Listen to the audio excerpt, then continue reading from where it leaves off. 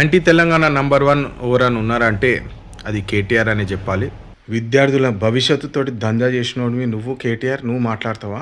ఈరోజు ఇష్యూ ఉన్నది polytechnic students confusion create చేసినవంటే కేవలము కేటీఆరే. గ్లోబరీనా సంస్థతోటి కుంభక్కయ్యి విద్యార్థుల భవిష్యత్తు అమ్ముకున్నటోడు నువ్వు కేటీఆర్. ఈరోజు నువ్వు మాట్లాడుతున్నావా?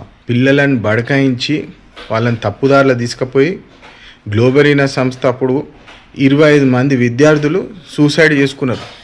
అప్పుడు ఏడబోతివి నువ్వు కేటీఆర్? అప్పుడు ఏడబోయినాయి నీ రివర్స్ మేనేజ్మెంటు, పబ్లిక్ మేనేజ్మెంట్? అదంతా విద్యార్థుల కోసం మేము ఉన్నాము, మేము భరోసా ఇస్తాము, ఏదన్నా ఇష్యూ ఉంటే మేము ఉంటాము. ధర్నా చేస్తుంటే పోయి ధర్నాలో కూర్చొని వాళ్ళ ముచ్చటేంది, వాళ్ళ ఇష్యూలు ఏంటి, వాళ్ళతో చర్చించి మేము ఉన్నామని చెప్పి భరోసా ఇస్తుంటే దాన్ని డైవర్ట్ చేయాలని చూస్తున్నావు. ఖబర్దార్, తస్మాత్ జాగ్రత్త. నువ్వు ఎట్లయితే విద్యార్థులను వాడుకొని రాజకీయాలు చేస్తావో ఆ సమయం అయిపోయింది.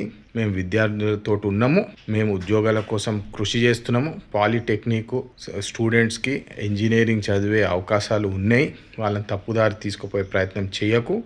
800 కోట్ల రూపాయలు అడిషనల్ ఇన్వెస్ట్మెంట్ దాంట్లో పెట్టి అలా భవిష్యత్తు మారవాలని మేము చూస్తుంటే తప్పుదారులు తీసుకుపోయి మీ దందాలు చేసే స్టైలు మానుకోండి కేటీఆర్ గారు. అది తెలంగాణకి తెలంగాణ భవిష్యత్తుకు బాగుంటుంది అని చెప్పి ఈ సందర్భంగా తెలియజేస్తూ జై హింద్, జై తెలంగాణ.